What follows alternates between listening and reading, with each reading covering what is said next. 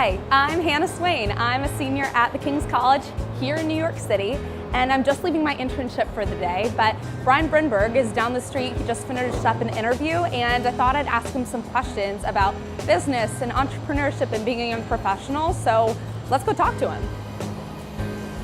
Today, we're going to test drive some big ideas with one of my favorite college professors. You could call it a crash course in economics, but I just like to call it a quality conversation because this is business with Brenberg. And my ride is here. Wow! Come on, move it on. That's it, baby. Hey, Hannah. Hi, Professor. How How are you? ya? Good to see you. It's good to see you. How's your day going? It's great. Great day in New York. Oh, it's so beautiful. Absolutely. What's going on this weekend? First day of fall. Yeah, happy first day of fall. Just enjoying the weather. And Yep. Gonna get your pumpkin spice latte now that it's fall? absolutely. It would be wrong not to. I don't know why I'm putting Is this this the on. first episode where we buckle Why up? are you? Okay, I didn't. So Hannah, this is your last year at King's, is that right? that's right. So what is it like, in senior level classes? Is it sort of everything feel like a capstone, or how does it feel?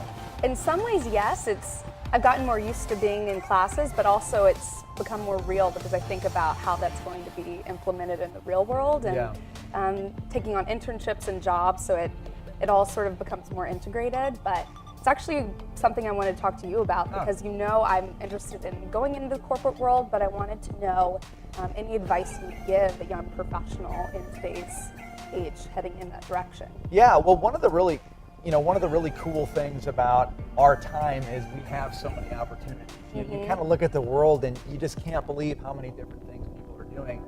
There's kind of a challenge with that too, though, because when there are a lot of things to choose from, and it's hard to figure out where you should go first. And I see a lot of students, as they get to their senior year, they're sort of asking that question, and that's really something that I dealt with as well, early in my career. I thought I had a pretty clear vision of where I wanted to go, and as I went a little bit further on in my education and then got into my career, I realized I'm not sure that's actually where the best fit is for me.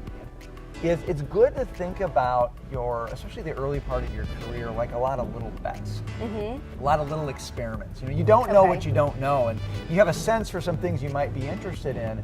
And so it's good to ask yourself, well, how can I dip my toe in the water when it comes to some of the things that I'm interested in?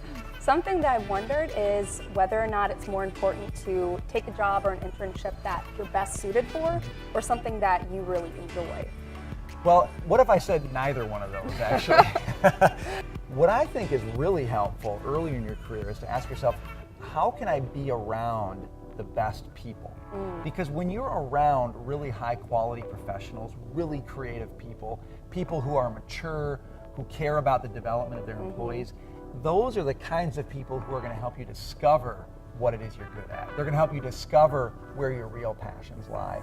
So I kind of think those early career choices are more trying to find the right people, than the right job, because the right people are going to eventually help you figure out what the right space is for you. The corporate world is so known as being aggressive and cutthroat, and that's really not the type of environment or person I want to be. And so does that mean that the corporate world isn't an area I should pursue, or what should I do? Yeah, well, look, there are some people who love a really fast pace, and they love that it's go time, and so that's the kind of space they want to be in. But yeah, there are a lot of people who, look, I want to enjoy my job. I want to enjoy the people I'm around. I want it to be a good quality of life. The bottom line is, when you're looking for a job, when you're interviewing for jobs, it's not just that they're interviewing you, but you're interviewing them as well. Sure. And one of the things that you really want to think about is, what is the kind of culture that I want to be a part of? And what kind of questions can I ask of a company in order to see if it has the culture that I want?